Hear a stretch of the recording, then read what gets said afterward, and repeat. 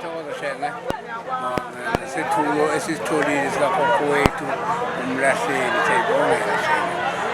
kakhulu ebesivele sikuthokoza sikufisa ukelele shenge noma mangagcini ngoba phela ngokuqala uyiDunge inzala abantu